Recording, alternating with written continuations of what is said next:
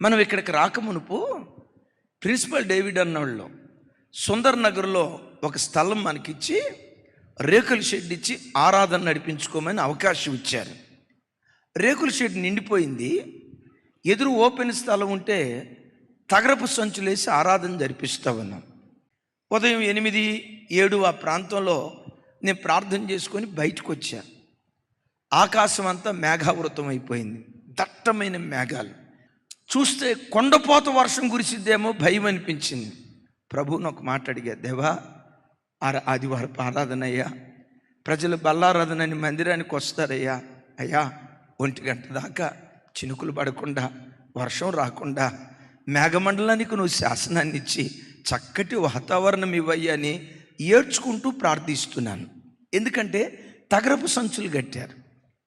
వర్షం పడిందా ప్రజలు కనీసం కూర్చోటానికి కాదు కదా, నిలవబట్టడానికి కూడా అవకాశం ఉండదు. ఏడ్చుకుంటూ ప్రార్థన చేశా. అద్భుతం తెలుసా, ఆరాధన స్టార్ట్ అయిందో లేదో వర్షం కూడా స్టార్ట్ అయిపోయింది. టప్ టప్ టప్ తగరపు సంచుల మీద పడుతుంది. ఆ శబ్దం వినపడుతుంది.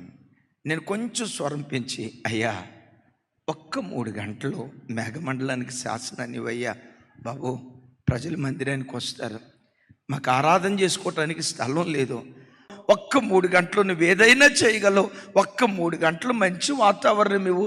ఏడుస్తూ ఉన్నా. నేను ప్రార్థన పెంచే కొద్దీ వర్షం కూడా పెరుగుతుంది. ఈలో పరిశుద్ధాత్మ దేవుడు నా దగ్గరికి వచ్చి ఆత్మలో ఇలా అంటాడు, ఇర్మియా, ఏం ప్రభా, ఒకసారి కళ్ళు పైకెత్తి చూడు, తగరపు సంచులు నాని వర్షపు చినుకులు టపా టపమని కింద పడతా ఉంటే కింద ప్లేట్లు పెట్టారే, గ్లాసులు పెట్టారే, బకెట్లు పెట్టారే, ఏం గుర్తొస్తుంది నీకు? సరిగ్గా 20 సంవత్సరాల వెనక్కి పరిశుద్ధాత్మ దేవుడు తీసుకెళ్ళాడు. ఎప్పుడైతే ఆ వర్షపు చినుకులు చూయించాడో 25 సంవత్సరాలు నా బాల్య దినాలు గుర్తుకు తీసుకొని 25 సంవత్సరాలు వెనక్కి తీసుకొని వెళ్ళి దేవుడు అంటాడు, ఇర్మియా, పూరింట్లో నుంచి నేను తీసుకొచ్చారా? వర్షం వస్తే, ముసురు వస్తే, ఆ ముసురు దినాల్లో వర్షానికి గడగడగడ వణుకుతూ ఉండే ఆ పూరింట్లో నుంచి నిన్ను తీసుకొని వచ్చా. నీ పూర్వపు స్థితి ఎప్పుడు మర్చిపోకు. నీ పూర్వపు స్థితి ఎప్పుడు మర్చిపోకుండా దీనుడిగా నా సన్నిధిలో బ్రతుకు.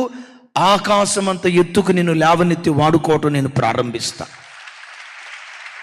అందుకనే ఎగైన్, ఏ బండలో నుండి చెక్కబడితివో, ఏ గుంటలో నుంచి తవ్వబడితివో, నీ పూర్వస్థితి ఎప్పుడు నీ కళ్ళ ముందుంచుకొని ప్రభుని స్తుతించుదుముగాక.